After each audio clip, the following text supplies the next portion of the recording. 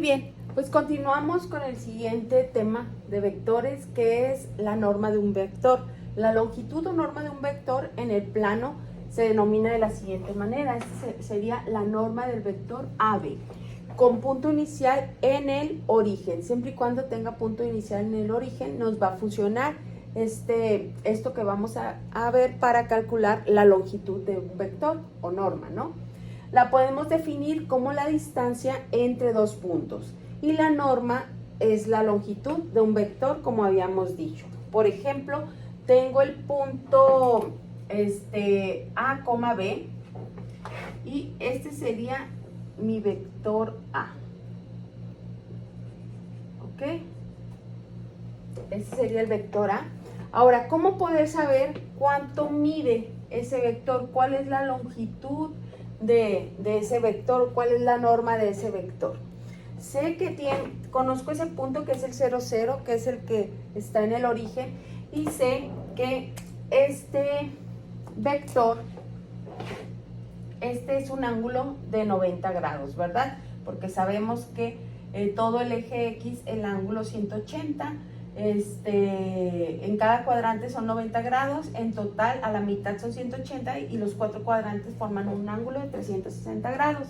Entonces, si yo tengo el eje X y Y, sé que este ángulo completo es de 90 grados, entonces si yo trazara la distancia esta, que va así,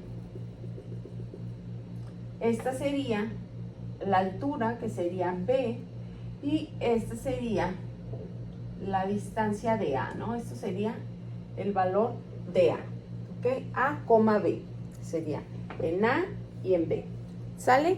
Entonces, al momento de yo ver esto, puedo observar que si aquí tengo un ángulo de 90 grados y yo parto un ángulo de 90 grados, obtengo dos triángulos, ¿sí?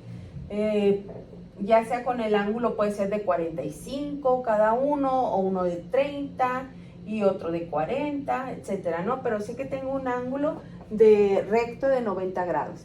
Entonces, ¿qué les recuerda esto? Si esto fuera un triángulo, esto sería una hipotenusa, ¿verdad? Como el teorema de Pitágoras. Y recuerdan cómo calculábamos la hipotenusa.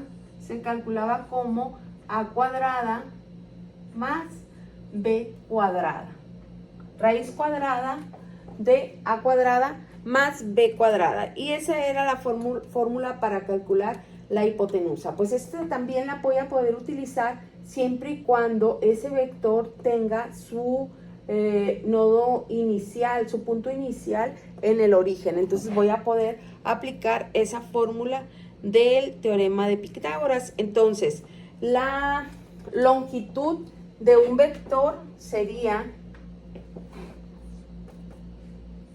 igual a raíz cuadrada de a cuadrada más b cuadrada. Esto sería igual también a la norma de a, b, ¿sí? Y esto sería igual a la distancia que hay entre, bueno, lo voy a poner acá. Esto sería igual a la distancia que hay de 0,0 hasta a, b. Y también pudiera decirse que es la misma distancia si yo digo que la voy a medir desde a, b hasta 0,0. ¿Ok? La distancia es la misma de aquí para acá que de aquí para allá. Es lo que dice esta fórmula que vemos aquí, ¿no? Entonces, solamente funciona si el vector tiene un punto en el origen, como es este caso, ¿ok?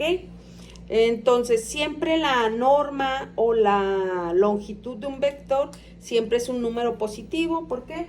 Porque aquí lo estamos calculando. Si fuera a negativo, pues al momento de elevarlo al cuadrado se vuelve positivo. Entonces, siempre estamos hablando de un número positivo.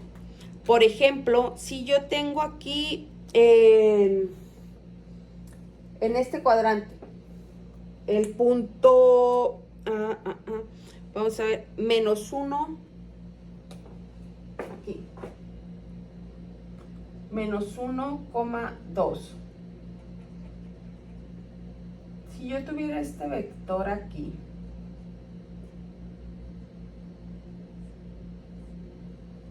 ¿cómo obtendría la magnitud, la longitud o la norma o la distancia de aquí a este punto? Pues lo que voy a hacer es que voy a calcular utilizando esa fórmula, ¿no?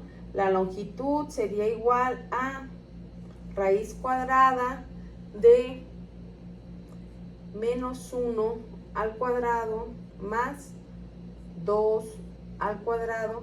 Esto sería igual a raíz de 5, ¿ok? Entonces, esa sería la longitud o norma de ese vector, ¿no? Raíz de 5, pues sería también un número positivo. Entonces, si yo tuviera, por ejemplo, otro punto en el espacio, tuviera por ejemplo, el 1,-2.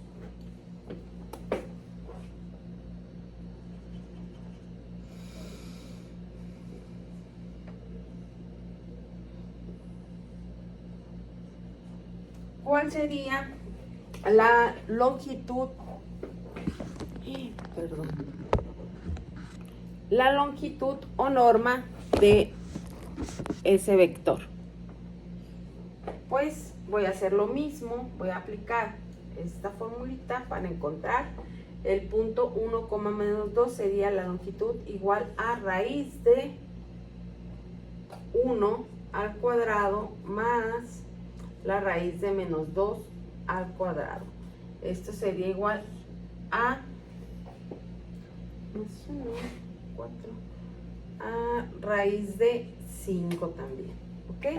Entonces, la longitud siempre va a tratarse de un número positivo, ¿no? Encontrar la norma de, esto es igual a encontrar la norma de